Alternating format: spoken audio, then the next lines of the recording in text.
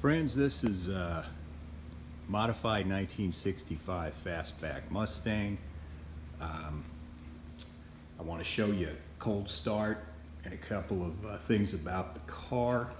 I would ordinarily not do this in the garage, but I want it to be a real cold start, and if I back it out, will by definition not be cold. As you'll see from the ad, the car was involved in a collision on the right front where I clipped a guy who cut across several lanes of traffic to catch an exit.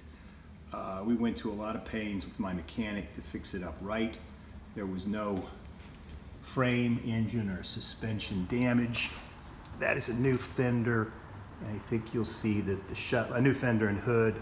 I think you'll see that the shut lines are very good, and we'll open it up and see. I added brace between the front suspension towers. As I understood, that was a point of weakness, but mechanics said there had been no movement in those before we did that. This is the 307 engine built by Motor Masters, which has the dyno stats on the ad, if you can see them. Let's go around and take a look at the trunk and the other shut lines, but I do want to show you it's nice and open, nice and even rather, throughout.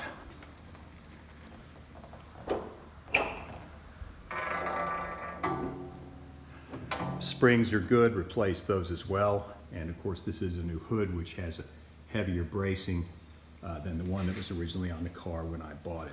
Also like you to check out the shut lines on the trunk. Actually, if there's one that is less than perfect on the car, it's right along here on the front left edge, which may sit up a little bit. Maybe someone who's handier than I am can tinker with that. But they're pretty even throughout.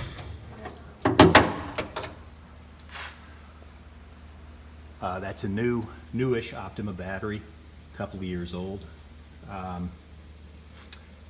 Bare bones back here, I guess the way that the race cars were, but everything is intact and no rust or other damage. Closes nice and smooth. The shut lines on the passenger door. Get a look at those. The door panel was not replaced. The door was not replaced, rather, as a result of the accident. It was not damaged, although the front fender was pushed back. Let's open it up and see how that works. I think you can see the door does not drag on the door sill. Hinges are nice and solid. Note the aftermarket cup holder. Closes smoothly. Driver's side. Again, the shut lines.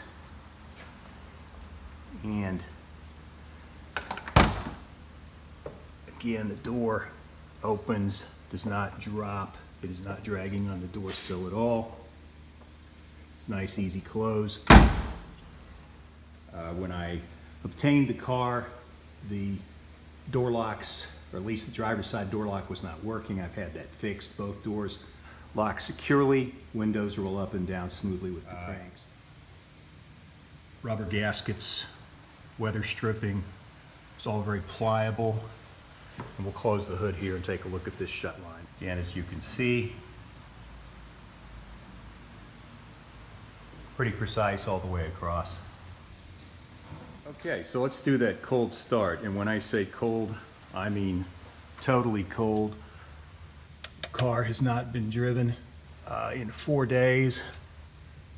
And whether it's 4 days or 4 weeks, I mean, the car rarely goes 4 weeks without being driven, but the startup is the same from cold start.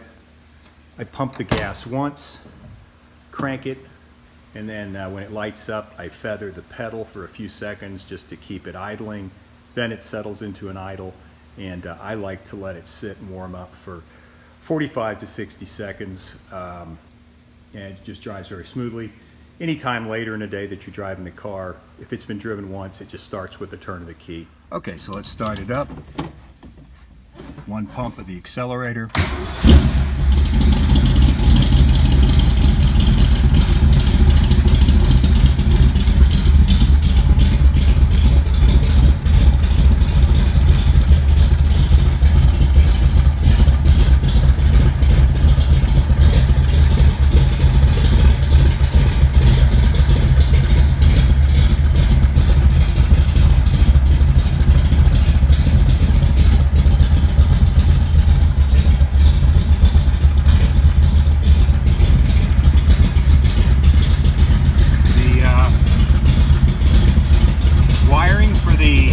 Signals works just fine.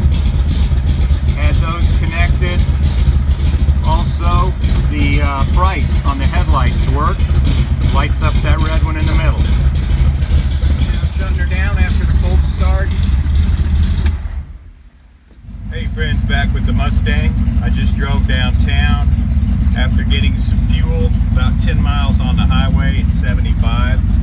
Wanted you to see the oil temperature, or excuse me, that's water temperature and oil temperature readings. Now I'll tell you, on the highway that oil temperature rarely approaches 190, but you drive all day and it pegs at 190, and the same is true of the water temperature in pretty much all conditions. There's the oil pressure. We're idling downtown. That oil pressure gauge reads high when the car is cold started, but it settles down, and that's an accurate reading. The car runs cool.